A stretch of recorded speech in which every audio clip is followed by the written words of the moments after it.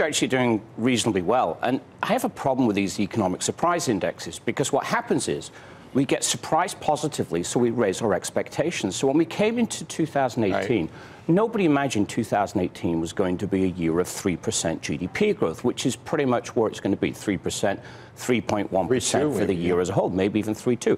So our expectations have moved up, and we're doing better than we were doing and expected we would have been doing a year ago. But now the surprises have caught up with that momentum. So I think the economy is doing okay, and I think the markets are scaring us, and they're in need of a fundamental story.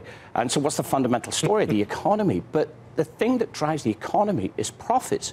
And profits have been a positive surprise for 2018 as well. So I think the economy is doing okay.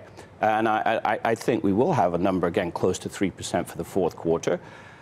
Maybe a negative surprise in the first quarter because the statisticians can't seem to clean up the data seasonally, so I wouldn't be surprised to see a lower number. We still got that Q1 problem. That Q1 John, I have a question for you, which is we don't want to have the same discussion on the balance sheet we had yesterday because I don't think we could be as exciting and interesting as we were yesterday. It was excellent. When we had that incredible. But here's my question I've been looking for reporting-wise, and I'm doing some live. You missed it, Joe. It was unbelievable. You have it on DVR, I'm sure. What time was it? It was 8:30. It was unbelievable. But let's see if we can continue the fun here. 15 minutes. I'll talk to you about it tomorrow. You look at it. You come back and tell me if you want to do that segment again, because I can do it again. I got the same. Sign me up. Sign me up. Remember that play where the Patriots lost on the last, where they? Yes, right. Is it as good as that? I mean, should I really go back and watch this? It's up there. It's up there. Wilf was at the edge of his seat. But John, here's the question, if you don't mind. I've been trying to report and understand.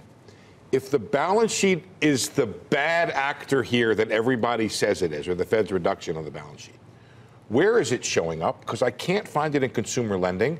I can't find it in higher interest rates because, as Joe just said, interest rates are lower. What is the conduit by which the evil decline in the balance sheet is perpetrating its evil in the economy?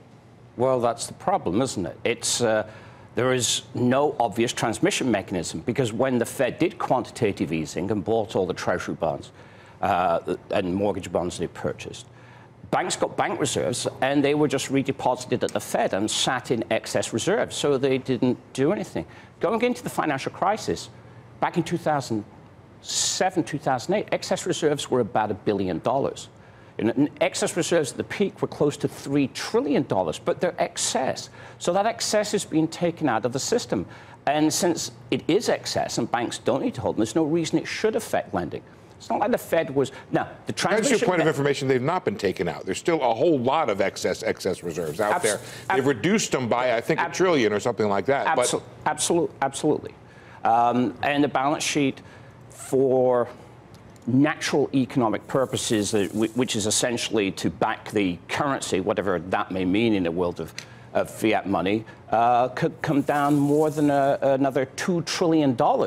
Now, the mechanism has to be interest rates, and that QE held down long-term interest rates.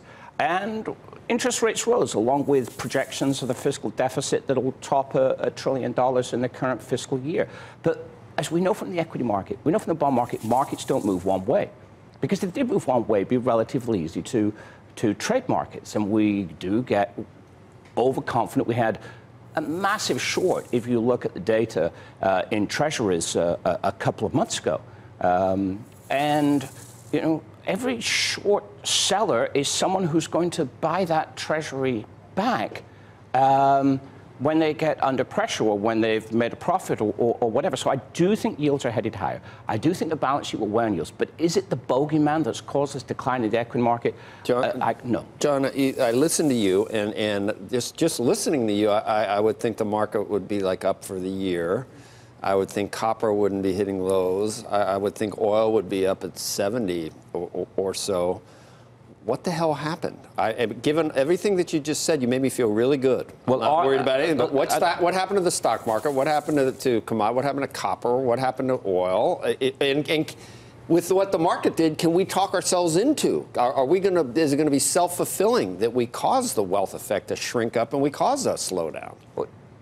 It's possible. Can we fear ourselves into, be afraid and push ourselves into recession in the You market. didn't tell me anything that worried me. You sounded great. But I'm not concerned. Well, what happened? Oil is an issue for the markets. Lower oil prices bring down bond yields. Lower oil prices these days bring down equities because it's viewed as risk off. It used to take equity prices down when oil prices went up, but that's changed. The reason oil price has been under pressure is supply. And the U.S. is just very good at finding oil and developing oil. And so we go through these violent cycles from being over $100 a barrel in late 2014 down to under $30 a barrel in under 2016. That shuts off supply.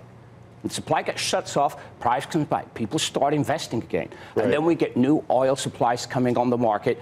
But as oil prices have gone up, so oil goes through these crazy cycles. It's a beast of its own. Yeah. And the stock market is not a good indicator of the economy right now. The stock market's not acting rationally, it sounds like you're saying. I don't think the stock market's John, before you answer that, I know that you and Conrad are bigger believers. This is the guy who works for you in your shop because I talk to you guys quite a bit. Are bigger believers in the returns of the tax cuts next year than perhaps your average Joe on the street. You think the market has completely brought down to zero the added GDP, the added growth from the tax cuts next year? Well, I think if you look at where the equity market is, the equity market be justified is looking at a pretty weak GDP number. But what did the tax cuts, what was the biggest change the tax cut brought us about? It was a 21% corporate tax rate, which took a 35% rate that was uncompetitive against just about every major economy in the world to a tax rate that's in line or a bit lower than most of the economies out there. So that creates a permanent incentive to invest in the U.S. Now, did we really get all that investment coming through in 2018? I don't think so if we look at the numbers. And, you know, there is another tax or fears of another tax out there that maybe has clouded the investment horizon, which is tariffs and trade. And that has been a big issue for the last 6 months. But I think eventually that gets cleared up. I think China and the U.S. I think that's what's weighing on valuations, right? You look at the valuation, you can argue the market looks cheap, but if we think earnings decline next year because of tariffs, because of some stumble in growth, then the market's actually trading at 16 times if earnings are down 5%. I think that's the risk out there.